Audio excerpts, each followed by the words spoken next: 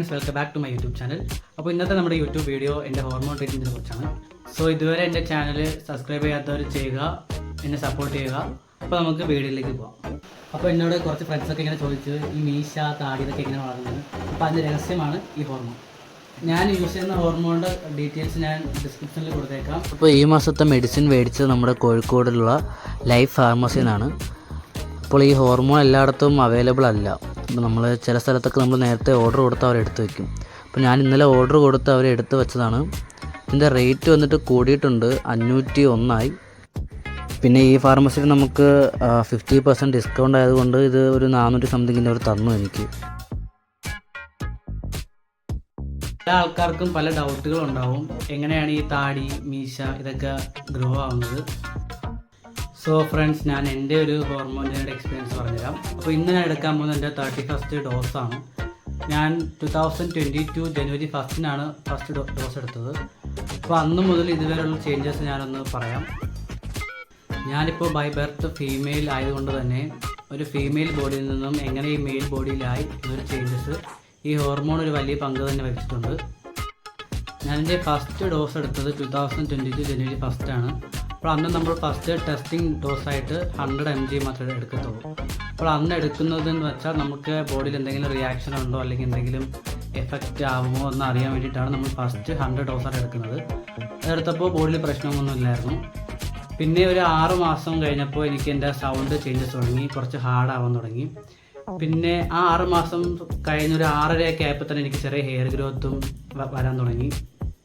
പിന്നെ ഹോർമോണിൻ്റെ ഡോസേജ് എന്ന് വെച്ചാൽ നമ്മളിപ്പോൾ പല ആൾക്കാർ എടുക്കുന്ന പല ടൈപ്പാണ്.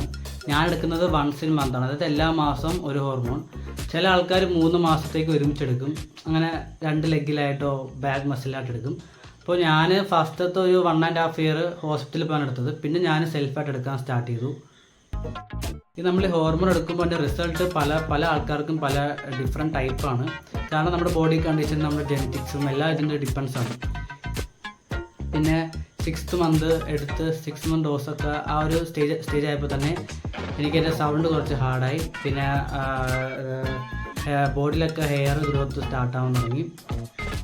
അത് പല ആൾക്കാർക്കും പല ടൈപ്പാണ്, ഞാൻ പറഞ്ഞില്ലേ. ഇപ്പം അത് ഡിപ്പെൻഡ്സ് ഓൺ അവരുടെ ബോഡി കണ്ടീഷൻ, പിന്നെ ജെനറ്റിക്സ്, അതൊക്കെ ഡിപ്പെൻഡ് ചെയ്താണ് അവരുടെ റിസൾട്ട് നമുക്ക് വരുന്നത്. പിന്നെ ഞാനെൻ്റെ ട്രീറ്റ്മെൻറ്റ് ഞാൻ കൺസൾട്ട് ചെയ്യുന്നത് നമ്മുടെ റെനൈൻ മെഡിസിറ്റി എറണാകുളത്താണ്, ഡോക്ടർ സുജ. അപ്പോൾ ഞാൻ എല്ലാ 3 മാസം കൂടുന്നവരും ബ്ലഡ് ടെസ്റ്റ് ചെയ്യാറുണ്ട്. അതായത് നമ്മൾ ഈ ഹോർമോൺ എടുക്കുന്നതിൻ്റെ ഭാഗമായിട്ട് നമ്മുടെ ബോഡിയിൽ ചില വേരിയേഷൻസ് ഉണ്ടാവും. ചിലപ്പോൾ കൊളസ്ട്രോൾ കൂടും, കിഡ്നിക്ക് ചില പ്രശ്നങ്ങളുണ്ടാവും.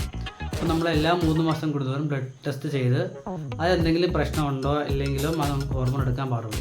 ഞാൻ എടുക്കുന്നത് അപ്പോൾ 250 mg ആണ്. ഡോക്ടറിനെ കൺസൾട്ട് ചെയ്ത് നമ്മുടെ ബ്ലഡ് ടെസ്റ്റും എല്ലാം ഓക്കെ ആയി. നമ്മുടെ ടെസ്റ്റോസ്റ്റെറോൺ ലെവൽ അനുസരിച്ചാണ് നമ്മൾ ഈ ഡേയ്സ് കാൽക്കുലേറ്റ് ചെയ്യുന്നത്. അപ്പോൾ ഞാൻ എടുക്കുന്നത് 31 days ആണ്, അതായത് ഒരു മാസം ഒരു ഹോർമോൺ. ചില ആൾക്കാർ 3 മാസം ഒരുമിച്ച് എടുക്കും, ചില ആൾക്കാർ 21 days കൂടുന്നതോറും ഹോർമോൺ എടുക്കും.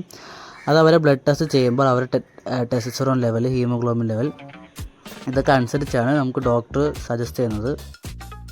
ഞാൻ നേരത്തെ പറഞ്ഞ പോലെ ഞാൻ സെൽഫായിട്ടാണ് ഇഞ്ചക്ഷൻ എടുക്കുന്നത്. അപ്പോൾ ഞാൻ യൂസ് ചെയ്യുന്ന 2.5 ml സിറിഞ്ചാണ്.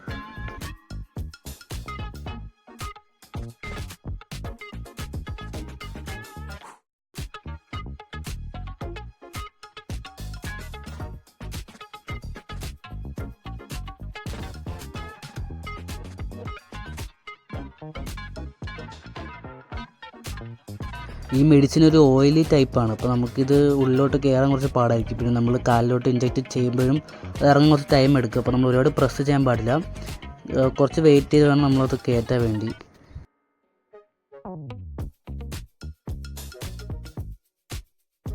ഞാൻ എടുക്കുന്ന ലെഗിലെ മസിലാണ്. നമ്മൾ എടുക്കുന്നതിന് മുമ്പേ ആ സ്പേസ് കുറച്ച് ക്ലീൻ ചെയ്യുക. ഞാൻ ക്ലീൻ ചെയ്തിട്ടുണ്ടായിരുന്നു.